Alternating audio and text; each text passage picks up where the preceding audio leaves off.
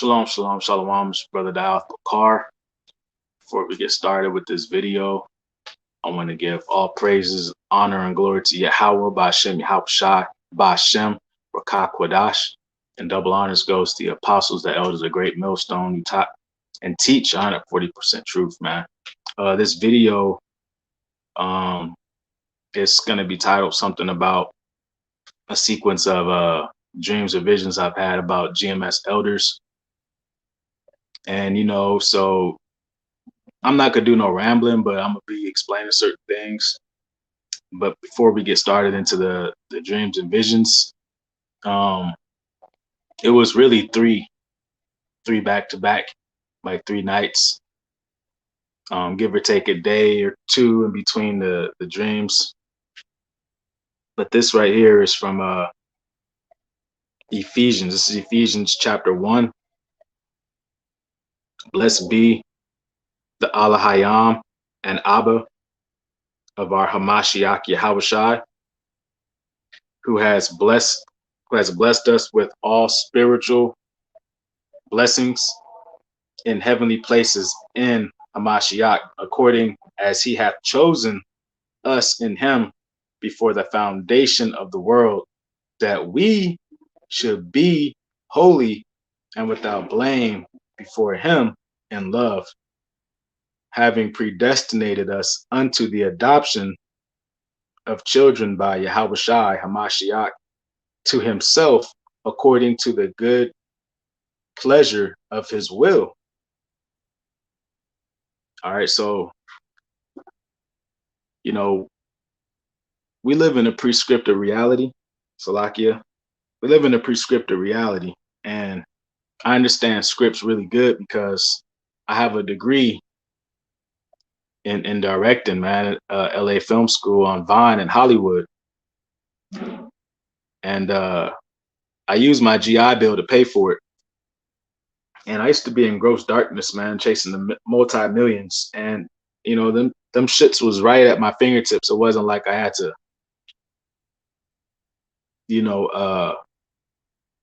figure it out, man. It was just, I was born with a unique set of gifts. Directing, editing, writing scripts and screenplays is something that I can do like the back of my hand. So it sort of gives me a keen understanding on scriptures because I understand screenplay and screenwriting. The script is the story, and the screenplay, you have to make a screenplay after the script, and that details everything that happens in the script. So for example, in the script, it says, Joe Blow, walks to the door to get a cup. So what you do when when you're doing the screenplay, now you had to add all the details. A car drove by, it was red. A honk happened. A bird flew by and chirped. What was he wearing? What time it was in the day? All the details. All right. So the details of the reality is the screenplay, and the script is the story. All right. So, I learned this truth, man. I started my process of coming into this truth somewhere around 2009, man. And it's pretty much when I got out of the military or whatever. And I learned a lot in that evil world. I've seen a lot. That's some of it I can't even talk about, but one of the biggest things that happened, man, was one of the biggest things that happened was I learned the names of Yahweh Ba'ashem Yahushai around 2009. And I wasn't fully ready though, because I was on a paper chase, man, and I was watching the video from the elder on the Dallas camp, which is one of my favorite camps, man, and I watch them all the time.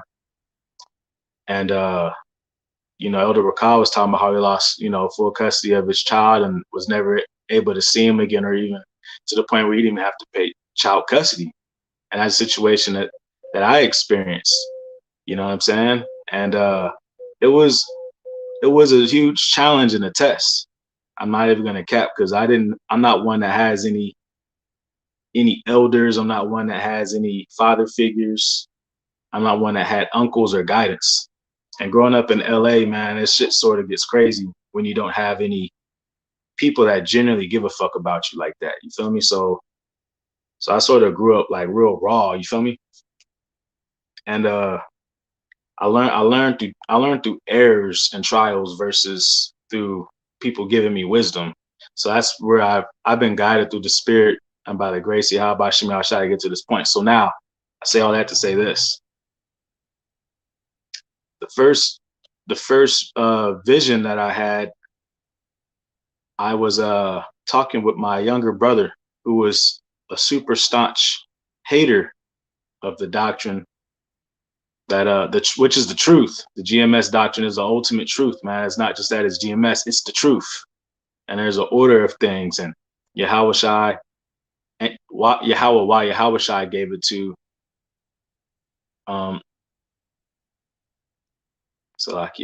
Elder Tahar, and of course he learned from the elders of One West. So I've been trying to edify him, man, and he subscribes to the FOPI type of doctrines, and he has a lot of convoluted doctrines that he doesn't really have no understanding, man. And it was sort of vexing my spirit, like, damn. And I was like, yo, every time we come around each other, it's an argument.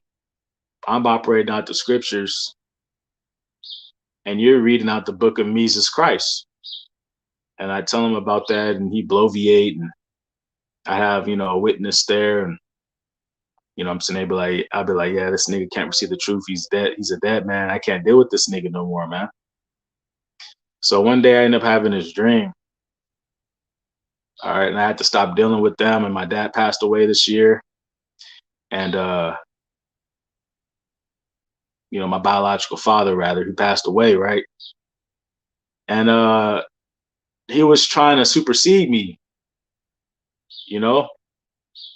and trying to take my position as a firstborn. You know what I'm saying? But then trying to save face because he knows something of the scripture. So he knows he was doing wickedly, but he was trying to save face of me. So when it came time to do the funeral and shit, I was just like, let the dead bury the dead. And I pounded hard doing highways and byways. So while they was doing funeral bullshit, I was doing highways and byways. You feel me?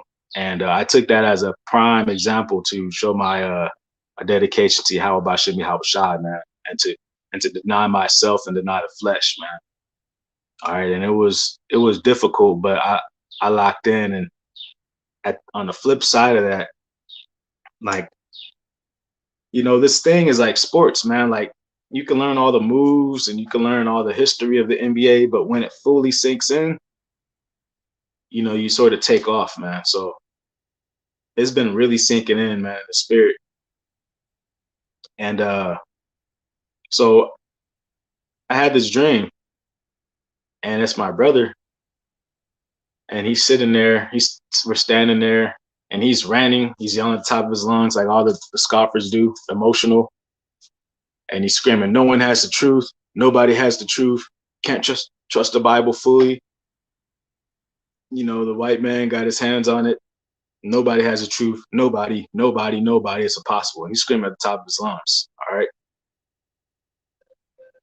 And I was like, I said one word. I was like, bro, someone does have the full truth and they teach the truth. You just can't receive it and understand it. And then from there, and from there, it felt like my brother died because like two or 3 months before, I had a dream that my brother died, and I had got a phone call, and it was, yeah, your brother whoop-de-whoop died. And I was like, what? How'd he die? I gave him the warnings. And then they didn't want to explain it. Then the spirit took me to the hospital to the moment he died, and I seen his family and his rib and his children and stuff. And I was just looking like, this nigga's dead. So, and I chilled up with my cousin, and it was like, damn, I've been getting all these dreams. And then I was like, he was like, I think that means that, he's spiritually dead, man. And I was like, yeah, me too. And then, that, that might translate over into a physical death. I don't know. But, I know the scriptures say, let the dead bury the dead, man. And, I'm here to follow the Lamb, man. And that's what I represent, man. That's my camp. I had to start up out of necessity. And, I'm sticking to the doctrine of the elders of GMS, man. And he hates that. And he hates that I have this understanding. So back to the dream. So he's ranting and raving, no one has the truth, etc. It's impossible to fully understand the Bible. And it's been tampered with, so we can't take anything to heart. We only can sort of just try to get a little, bug out. So I like turned my face like this because I was just so disgusted at what he was saying, man. I wasn't trying to give him none of that, no energy, So I like turned like this.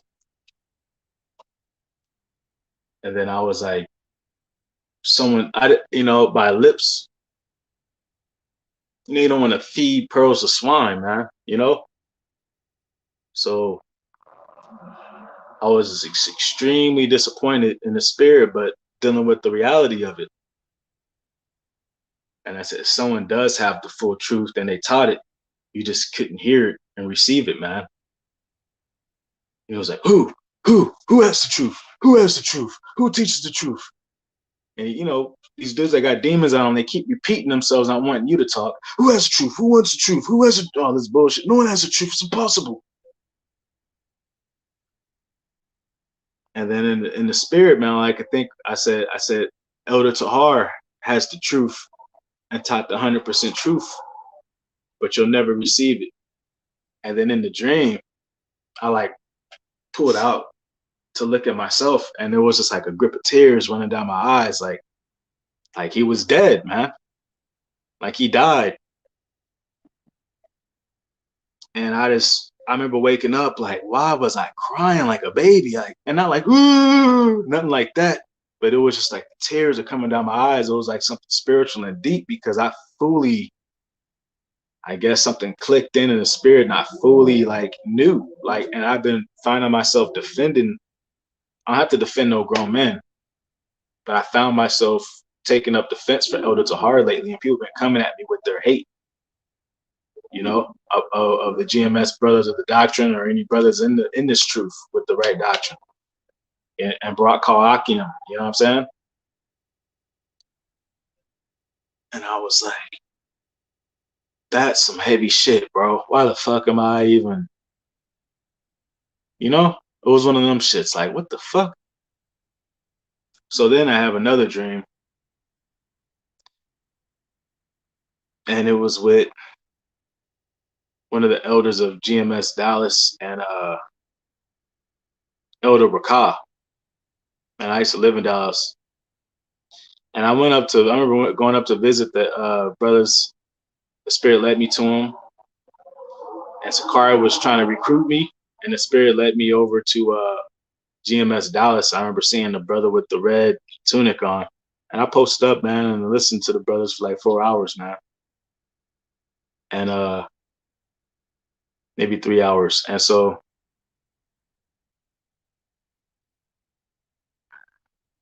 Elder Yasharamba, if I'm saying it right. Elder Yasharamba, and Elder Rakah. And Elder Yasharamba was driving a bus. And I found myself sitting directly behind him in a bus. And he's driving, but he's in the middle of the bus. All right. On the right-hand side. And there's this little contraption. And it's like a training thing where there's gas, brake pedals, the shifter and everything else, and the steering wheel, window, and the whole thing. And then up in the front was the regular bus, and it was packed. But I'm the only one sitting right behind him, and I was just watching him. I was just watching all his moves, and he was hitting turns, and every now and then the beginning bus driver would shift the bus's controls to him. And then he would be driving and be like, okay, yeah, yeah, okay, this is what you, and he was talking out loud to himself. Okay, this is how you do this. This is how you do that. And as he was starting to get the hang of the bus, I seen that he was actually getting like buffer and buffer, man. Like, I was like, damn, this nigga's getting ripped. And I take that as like spiritual strength. And so my bus stop came and I got off the bus and I told him Shalom like that. And he went like this, but he didn't say nothing back. So I was like, whatever, nigga. And I got off the bus. And then so I'm off the bus and I'm just walking around in like park downtown area. I think it might have been around where the JFK assassination took place. Cause there were some benches and stuff there and trees and all that. And so from there, I hit this corner and it's nighttime now. And I see Elder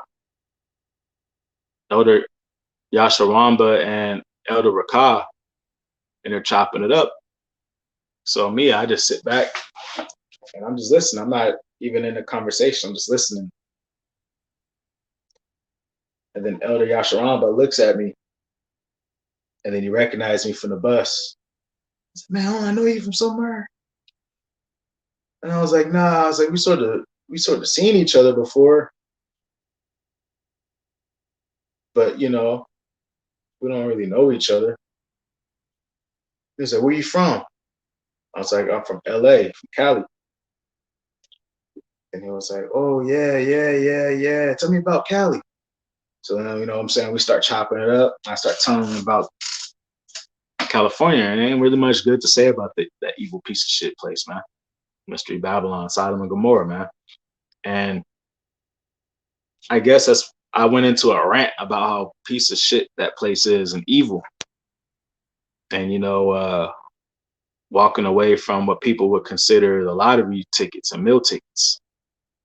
And he was like, right, righteous. And then Elder Rakah was just sitting there looking and listening. He had his arms crossed, that, you know, that face he always makes. And he was just like slightly bobbing his head. And then he went, I like that, brother. So then the next thing, he was like, yeah, man, you know what I'm saying? I'm Yasharamba, man. I teach. And I was like, I'm already knowing. I was like, I learned a lot from you throughout the years, man. To get to where I'm at now, I learned a lot from you. And then I looked over and I seen a whole bunch of people walking into this like school facility on the left hand side, and the facility was probably like 2 football fields away. And the football facility, you know, they're going like it was like they were trying to have fun, and it was music playing and shit. And there was a lot of barbed wire fences. And so they're going there, and he's like, you ain't trying to go have some fun? I was like, fuck fun, man. I ain't here for fun. And then they laughed and was like, Khan. And he was like, yeah, man, fuck that place. People are through. So we went for a little walk and we sat down at this bench. And then both of the elders just start pounding heavy knowledge on me, man. And I was just like soaking it all up. And then Elder Rakah went, do you get it? And I was like, yeah, Khan. And he was like, no, man. Do you fucking get it? And I was like, yeah, Khan, I get it. All right, give it to me. And so I broke it down to him. And I remember I couldn't necessarily remember what they were saying, but I take it that it was just like overall the lessons, man. And then so I told him back and gave him some breakdowns.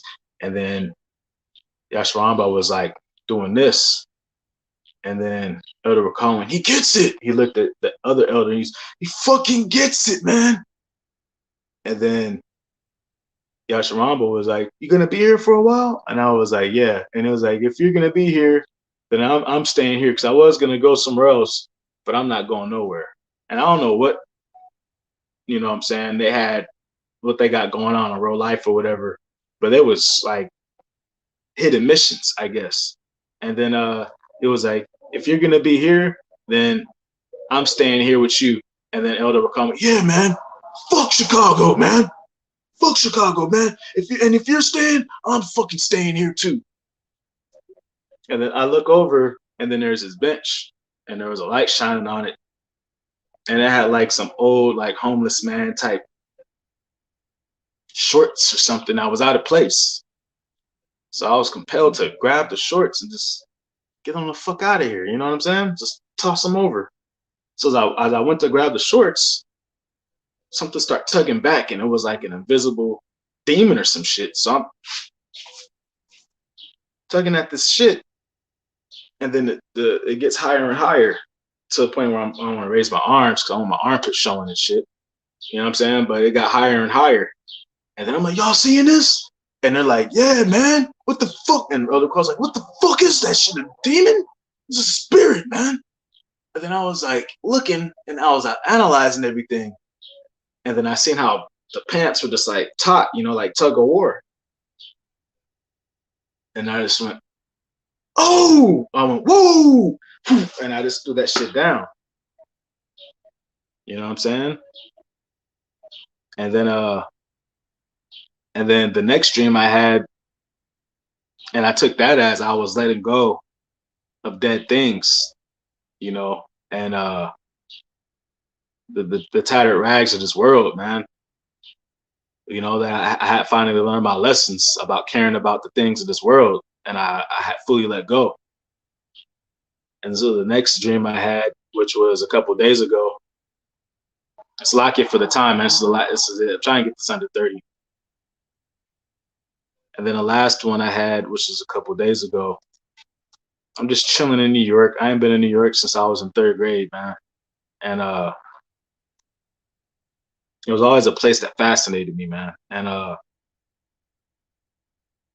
so out of nowhere, Elder Tahar comes up to me, and I'm just like chilling, like I'm like chilling like on the street. And Elder Tahar comes up to me, man, and he said something to the effect of, you know, you believe. And I was like, what do you mean? And he was like, the MOTB, you know what it is? And I was like, yeah, it's C to the H to the I to the P, you know? And then we start going into some super deep conversations on the radio frequency identification. You know what I'm saying? We start going all the way in. Tahar was like, he really believes. And then he was like, come with me. And I'm like, oh shit, where are we going? So I follow him, and we get in this van. I'm sitting in the back of this van that had all types of bullshit in it. And then we get out, and then I'm next to some yellow condos or something. And we get out, man, and so he's like, man, and he's telling everybody, he really believes, man. Most High's dealing with him. He has the faith, man. You know, Elder Tahar talks. And the whole time, the dream felt like right now, it felt normal, man. All these dreams felt normal, like I was alive in them, man. And then he was just telling everybody, like in the project area or the condos or whatever it was. I just remember they were yellowish, like mustard. And he was just like, man, his brother believes, man. And he was happy, man. So he was like, you don't just take my word for it, man. It was like the Most High showed you some things, man. And he's like, cause the talk that we had, man, you know what you're talking about, man. And only the spirit. And so I'm not like getting big headed. It wasn't no big headed type of thing. I was just like listening. I was just like some humbling shit. And then he said, I'll be back. I got it. He's like, you like barbecue? I was like, hell yeah, I love barbecue, man. I'm a nigga, man. You know Jake loves the grill. And he started laughing. He was like, yeah, you know Jake loved the grill? He's like, cause I love the grill. and I love to cook, man, and barbecue, man. You know, that's, and he went into this thing like he wanted to explain everything he was saying on a deeper level and tie it into our ancient customs. So he started breaking down like grilling and sacrifices and the Levitical priesthood. He was breaking all that shit down, and I'm just like, wow, like, damn, man, this is, I've been needing this. And then so I'm just sitting there, man, minding my own business, man. And then he went to his door and he knocked on the door. It had like a green door. And Elder Aramza, and then Elder Aramlab answered, but he didn't have all the white hair that he has today. Neither did Tahar. They just had like speckled white and speckled, you know, like partly, probably like 2000, I don't know, 2012 Tahar and Aramlab or something. And he was like, yeah, man, this guy right here, he's good, man. He's good, man. He's family, man. Take care of him. Be back. We'll go get the food and fire up the grill. So Rama's like, all right. And so he fired up the grill. So while he's getting the grill ready, some other brother, man, he was an Ephraimite. He looked just like Elder Aramlab, but he was like my age, man. And I was like, damn, man. It's like, you must be Aramlab's son. And it was like, I didn't have to say it, but I was like, man, this must be Aramlab's son. So we're talking. He's like, so, man, like, heard you really believe, man? And I was like, yeah, I believe, man. I know. I was like, belief is the beginning. I was like, I know this is real, man. And I know Elder Tahar was teaching 140% truth. Like I said, I don't got no elders. Everything was trial and experiences with me, man. And the Most High dealing with me on some deep levels, man. I shouldn't even be in the truth. This shit is mind blowing to this day. So this dude that looks like Elder Ramlab Jr. is talking to me, and I'm just looking like, damn, dude. It's like, you look like Elder Ramlab Jr. Does he have a son in the truth? And then the spirit was like, that's Elder Ramlab's son. I'm like, what? And then so he's talking with me, and Elder Ramlab's listening. You know, he's chiming in, but I'm talking with, in the dreams, I don't know what he has, who might be his son or some shit. And then he gets this, hey, Dad, where's the helmet? Then he gets this helmet, man, and it looked like one of them Wolverine helmets, man, from X-Men. You know, the Weapon X helmet. And it had these things that went over the eyes, and they were red. And the helmet. And when you looked into it, you could see prophecies and visions and the future and stuff. And I put it on, and I was like, oh. I took it off like, this is some heavy shit. And he was laughing like, yeah, man, it's heavy, man. It was like, he said, Apostle Paul, I mean, Elder Tahar built this. He's like, go ahead, put it on. He's like, you got the blessing, put it on. So I put on a helmet, and then it was just like the Matrix, man. I was just soaking up the truth. And then I took it off, and Elder Tahar showed up, man, and you know, he had the meats. And that's what he said. He said, we have the meats. Like that Arby's commercial. And he had a grip of meat, man. And then just proceeded to put it on a grill. And it was like a block party, man. And we was just chilling. And then that was that vision, man. But that's the vision, man. I want to keep it straight to the point. It is what it is. To that, I want to say, Rabahab, Shalom, Ababah, Mawath, La Adawam Yam, man. Rob Mawath, Wa Adawam Yam, man.